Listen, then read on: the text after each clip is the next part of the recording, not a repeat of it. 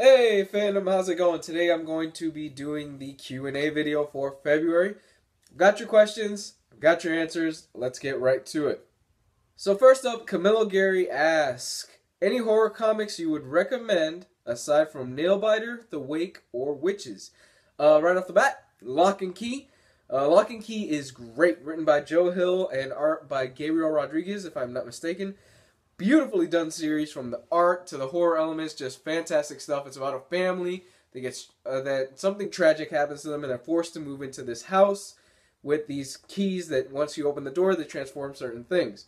Not going to give anything else away. It's great stuff. And also, guys, if I sound a little congested, it's because my nose is a little runny right now, so bear with me on this. Also, I would recommend Hellblazer.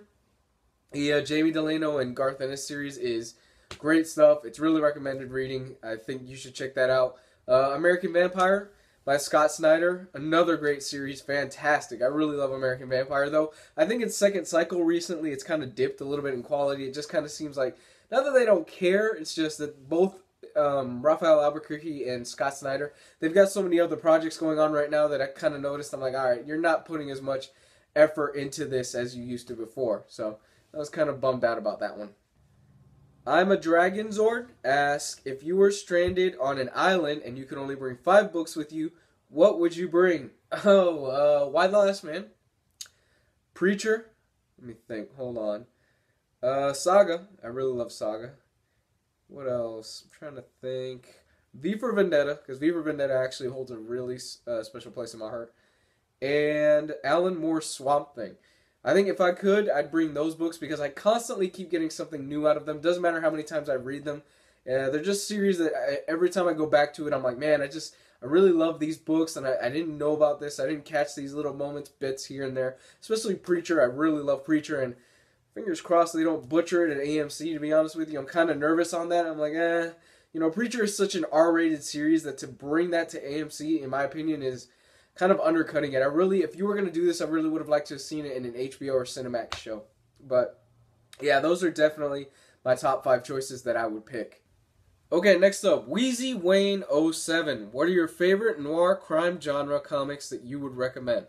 Right off the top of my head anything by Sean Phillips and Ed Brubaker. Anything by those two guys, when they work together, it's noir crime stuff. It is great. You've got, the Criminal series is great. Fatale is great. What else? Let me think. The Fade Out, their new stuff, great. Incognito, great. The guys just, when they work together, they just kill it. They are awesome writers, and they are an awesome writer and artist team. And I really do love those guys working together. They kill it every single time. And I'm also going to recommend a little-known series. I'm not sure if it's little known, but it's a Spanish series that is translated by Dark Horse into English called, what was the name of it? Excuse me, hold on one sec. Black Sad. It's called Black Sad. Black Sad. Black Sad is a great series. It's a crime noir series set kind of in the 1940s, 1960s era. And what you're going to notice right off the bat is that it is anthropomorphic animals. Do not turn off this video, I'm telling you right now. The anthropomorphic animals are actually an extension for the kind of personalities that the characters have. For example, most of the villains in the series, you'll notice they'll be kind of amphibians or reptiles, and they'll be slimy. And that's kind of what they're representing inside of them as well. It's not some furry stuff. I'm warning you right now. You're probably going to go into it and see it. Also, the art inside of Black Sad is beautiful. So great stuff. One of the artists in this series is actually, he was an animator for Disney. So it is great. I'm telling you right now, do not knock it off based upon just because you see animals as anthropomorphic. So definitely check it out. So great. I love Black Sad. Okay, Spencer asks, love your videos. Thank you, sir. How do you see Marvel going about making the Infinity movies without key characters from the universe like the Silver Surfer? Who would you like to see play Adam Warlock? Let me think. Hold on. First off, I think what's going to end up happening is that you're going to have, and I think with the popularity of Guardians of the Galaxy, I think they're going to be more relevant than ever, and I think they are going to be more of the leading in factor to Infinity. I think you're going to get a lot of build up to that, even though James Gunn has said that for the most part, these guys will be separate from each other. We'll see about that. That was before Guardians of the Galaxy was the highest grossing film of this past year. I think Marvel's going to definitely try to include them in pretty much anything that they can. And, you know, the stinger shot is obviously going to be at the end of Infinity, either part 1 or part 2, where you have the Guardians and the Avengers come together and they're going to work together and they're going to fight, you know, Thanos and everything like that. As far as the rest of the story, I think you can do Infinity without Silver Surfer, even though he does play a key part. Obviously, Marvel's going to take a lot of liberties if they do kind of the Infinity Gauntlet story, since they don't have, you know, those characters that are at Fox and are, well, yeah, are at Fox. I was going to say Sony, but now that Sony, they have Spider-Man, I don't think they have to worry about that. So they are definitely going to be taking some liberties doing the film. And the thing is, we really can't predict what Marvel's plan is right now because we're so far away. Infinity is what, 2018, 2019? We are 3-4 years away from seeing that, and we still have so many movies on the plate, including a new Spider-Man movie that was just dropped on us last week, pushing everything back. We've got Thor Ragnarok, which, if I'm not mistaken, actually comes before Infinity. We have Black Panther, we have Ant-Man, we have so many movies that are coming before that it's kind of impossible to predict, because even though we do get little bits and pieces of the greater story in Stingers, they add up to a greater whole. For example, we didn't know about Baron Zemo until the end of Captain America Winter Soldier. So I think Marvel's going to be adding little sprinkles here and there to lead up to Infinity. But the problem is that I see with that also is that you have Thanos in the background of all of this, and you can only have him being kind of the guy who's sitting in his lawn chair watching everything go down so long before he kind of loses his importance, in my opinion. Because after a while, you're just like, okay, well, this guy's just doing nothing. What's his plan? What's his greater move and everything like that? And I think that's kind of going to reflect on the movies if they don't kind of start moving him towards being a greater threat. Because right now, yes, he is a big threat in the Marvel Universe, but we really haven't seen him do anything. We really haven't seen him do much, to be honest with you. He's the guy behind everything, yeah, but we haven't seen him actually do physically much. So, there's that. As far as casting for Adam Warlock, man, Adam Warlock is such a hard character to get down, and to be honest with you, before they casted Doctor Strange, I would have gone with Benedict Cumberbatch, because, you know, he's Benedict Cumberbatch. The guy can do pretty much anything at this point. Let me think. For Adam Warlock, you know, I'm going to go with a really left field choice, and maybe it's just because I saw John Wick this past week. I would like Keanu Reeves. I know not a popular opinion. I know that. But I think he'll actually do something with that. Now, as far as who I would like to see play Adam Warlock, I'm going to be upfront with you, and this is going to be a crazy choice that would never, ever happen in this world. But, David Bowie, to be honest with you. Yes, David Bowie. I love David Bowie. David Bowie is freaking awesome. The guy's a wizard as far as I'm concerned, and he was great in The Prestige. I know he's not everybody's popular pick, and it's never going to happen, but I think David Bowie is just freaking cool. And come on, who would want to see David Bowie dressed up as Adam Warlock? On a more serious choice, I think Ewan McGregor. Ewan McGregor would be cool. Karl Urban or Matthew McConaughey. Matthew McConaughey, because let's face it, the guy's on a hot streak right now. I don't think he'd ever do a comic book movie, but he's in the middle of what we call the McConaissance right now, where pretty much everything he's putting out kills it, from True Detective all the way to Killer Joe. If you haven't seen Killer Joe, go out and rent Killer Joe if you are over the age of 18, because it is a very dark and grisly crime southern noir story, and it is just brutal, and you will never look at fried chicken the same again after watching that movie. Alright, Eric Martinez, what are your thoughts on having a physical versus digital collection? Also, Swamp Thing is awesome, and I'm very sad to see it end. So what do you think of Swamp Thing ending at issue 40? I was actually planning to do a video on this, on physical versus digital, for a while. I just haven't gotten my thoughts together all that well for it. But in short, I think that they both have their pluses and their minuses. I read some comics digitally, and if you've seen my collection video, you know I have a lot of hardcovers. I do see the advantages and disadvantages of both, starting with the fact that if you have a lot of hardcovers, the disadvantage of that is obviously you're going to be taking up a lot of room inside of your house or inside of, you know, your apartment or whatever. So the advantage of just having like a phone or an iPad or something like that, and you can just store your collection inside of digital space, is great. It's really there. You can just go, okay, well, I want to read, you know, let's say The Dark Knight. Just pull up the digital app. There it is right there. On the negative side, I really like the feel of paper. I really like the feel of actually having something physical and having something to hold in my hand. And I really like, just the oversized version of hardcovers that you can get, like an Absolute Edition. For example, you really can't get an Absolute Edition on an iPad because the screen is what it is. You're not going to blow up the iPad screen and make it bigger for an Absolute Edition unless you like connected your iPad to like a TV or something like that, but that'd be kind of weird too. But I think both sides have their pluses and minuses. Like mostly I'm more of a hardcover guy myself. I do like digital. I'm not against digital. I think it's brought a lot to the industry, and it just makes it easier for people to read comic books because of the fact that not everybody has a local comic shop near them. But iPads and the computers and internet, it's so all over the world and it's so all over the place and it's so in our face that you can just go, okay, well, I don't have a local comic shop with me, but I have the Comixology account, so okay, just read the comic I wanted to read. It's Wednesday, it's all there. I don't have to drive 20 miles out of my way to go to a local comic shop. So there's that. On the fact that Swamp Thing is ending, oh man, that bums me out so much. I think Charles Soule has been killing it on Swamp Thing, to be honest with you. I was disappointed in Scott Snyder's Swamp Thing overall. I didn't love it. I didn't hate it. I just thought, Scott Snyder's a guy that he's been killing it on a lot of stuff recently. And his Swamp Thing for me was one of those weak points where I was like, I didn't like this too much. He kind of dragged out the whole Rot World story a bit too much. And I was just like, I'm not jiving with this too much. Although it did have a strong ending, I think. It was probably one of the strongest endings I think that he's ever written.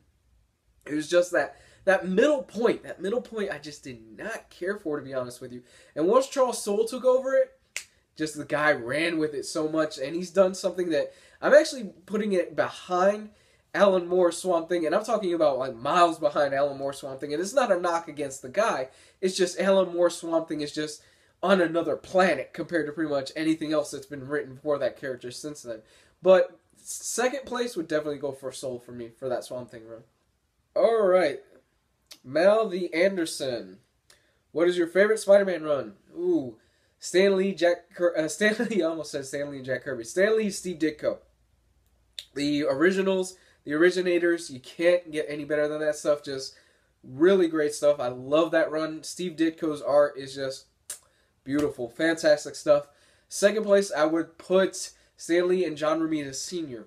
I think they just killed it. They really did great. And you really cannot top those original Spider-Man stories and all the creativity and all the characters that they introduced. I think Roger Stern, though, has a very solid run. I think he's really good. I think Dan Slott's run, despite all the hate he's gotten online and all the negativity that's been thrown at him, I think Dan Slott's run will be remembered as a very great run overall. Spider-Verse, despite what I've heard ending weekly this past week, I have not read the final issue. I think it's just so many creative ideas, and I like Superior Spider-Man with that idea as well. I think Slott, as a writer, he has his downsides. I think most of his writing is very formulaic for the most part, but I do think he will be remembered as a great writer. By formulaic, I know one of you guys is going to ask me about Slott's writing. By formulaic, I mean that if you read Superior Spider-Man, it follows a very set-up formula. There's the beginning of the story where he gets in trouble for something and he's got a threat, and it follows throughout the whole Superior Spider-Man arc. Something happens, his identity is compromised where, oh man, they're going to find out I'm Dr. Octopus, and he kind of squeaks out of it at the last second. It's like that for every story arc in Superior Spider-Man, and I noticed it, and I was like, come on, you're following a template here every single story. Just change it up a little bit. Do something different with this template. But aside from that, I did enjoy Superior Spider-Man. I think Slott is a solid writer. Omri Meltzer. I love seeing Spider-Man and Doctor Strange after Civil War. Maybe they can do the One More Day storyline. What do you think? Spider-Man and Doctor Strange is a movie that I don't think is going to happen personally. I think we will actually get a maybe a little crossover with Daredevil and Spider-Man, because it's actually happened in the cartoons before on the Daredevil TV show. Maybe just like a little, but not like a full-blown episode or anything like that. Like, hey, he'll swing in or something like that. It'd be pretty cool. As for the One More Day storyline, I don't hate many comics. I hate One More Day. I'm going to be honest with you. I do not like One More Day at all. The whole retconning of Peter Parker's marriage by him making a deal with Mephisto and all that other, I hated One More Day. I'm sorry, man. I did not like One More Day at all. It was just a giant excuse to kind of reset Peter Parker in the Marvel Universe. No, stay away. Stay away from One More Day as far as they can, to be honest with you. And I am pro Mary Jane and Spider-Man being together and married. I don't care for One More Day at all. Sorry. Wheezy Wayne 07, back here again. Hey, man. What are your top favorite comics from Ed Brubaker? Ooh, his Captain America run. I love his Captain America run. The Sleeper, which I have the Omnibus. I have to review that. I really enjoyed Sleeper. Let's see, Captain America Sleeper. Criminal. Criminal was fantastic. Like I already said, I recommended Criminal. I think the Fade Out is shaping up to be something really special. I cannot wait to actually have all the hardcover collections of that. I think it's really great stuff. So if I would have to say, I'd say that right now, that definitely Captain America, Criminal, and the Fade Out and Sleeper. I think those are definitely the best stuff that he's written so far. And not a knock against the guy. The guy is a fantastic writer, to be honest with you, but I think that is definitely his strongest stuff. And I cannot wait to finish up the Fade Out. Mr. Ryland04, do you have a White Whale Omnibus hardcover? And if you do, what is it? Yes, I do have a White Whale Omnibus hardcover. And it is, in fact, the Silver Surfer Omnibus by Stan Lee. I've been hunting that bad boy down for a long time, but I can never find it for a good price, and it kills me every single time. I love the Silver Surfer character, and I really have never read much on him. I just think he looks cool, and outside of, the Fantastic Four series and things like that, I've never really delved deep into him, but man, do I really want that omnibus. That'd be so great. As a follow-up, I would really love to have the Punisher Max omnibus, simply because of the fact that I have all the trades, but I really would like to get it just because of the fact that I could show my friends, hey, look, I snagged a really hard to find, really expensive omnibus. And that thing is retailing for about close to $300 now, I think, isn't it? Last time I checked, it was like $250, high 200s or something like that. Something crazy because nobody's printed it back in print. And you'd think they would because Punisher Max is one of those runs that is just so great. And I'm talking about the Garth Ennis Punisher Max. It's such a fun and fantastic read. And I know you guys have asked me to review it. It's coming up down the line. I have a few things that I'm going to do first. Definitely going to be doing it. As well as my follow-up to the Flash Omnibus. I have to crack Flash Volume 2 as well, but I've got so many books that I'm backed up with that it's not even funny right now. So definitely going to check that out. Definitely want to get to the Punisher Garth Ennis Marvel Max one. Gavin's Sheep. Hey, man. Do you watch any superhero shows, e.g. Flash or Arrow? Flash. I watch Flash. I love Flash. I'm playing catch-up with it right now. I am just at the episode before they do the crossover with Arrow. And, oh, it's so great. It's so much fun. I love Flash. It's such a fun show. I cannot get enough of it. It's actually the one superhero show right now that I can actually get into. For some reason, like Arrow, I just can't get into Arrow. I tried to get it through Season 1, but I've heard it does get better in Season 2, but I just could not power through Season 1. But I have heard that if you want, you can kind of skip through Season 1. I've heard mixed things. You're like, yeah, skip Season 1, go to Season 2. Don't skip Season 1, go to Season 2. So if one of you guys can actually tell me if I should skip Season 1 or Season 2 in the comment section below, I think that would be pretty cool, to be honest with you, because I try to get through it, but I just could not make it through Season 1. I don't know what it is. But definitely Flash. I'm enjoying that. I've been enjoying Constantine, to be honest with you. I've seen the first few episodes of Constantine, and I've been really digging that so far. I think that's a really good show, and I really hope that it comes back for a second season. I know it got cut down to 13 episodes, but I'm really having my fingers crossed that they do something with that, because it shows a lot of potential, and I think Matt Ryan actually kills it as John Constantine. I think he does a good job with the character. So that concludes this month's Q&A video, and if there's any questions that you guys have, leave them in the comment section below. I will try to get back to them. I do these videos about once a month. I think they're kind of fun. You know, I get a lot of good feedback from them. So with that said, hope to hear back from you guys. Follow me on Twitter. Follow me on Facebook. I'm pretty good at updating those things now. I'm on top of it more now. And what I'm going to be doing is on Twitter and Facebook, I'm going to be actually posting up probably like a week in advance of what I'm going to be reviewing next week. I usually have already a thought in my head of, hey, next week I'm going to be reviewing this. So check those out. Love to hear back from you. Comment, subscribe, and if this is your first time watching my videos, I do weekly reviews of hardcovers and trade paperbacks. You guys are awesome.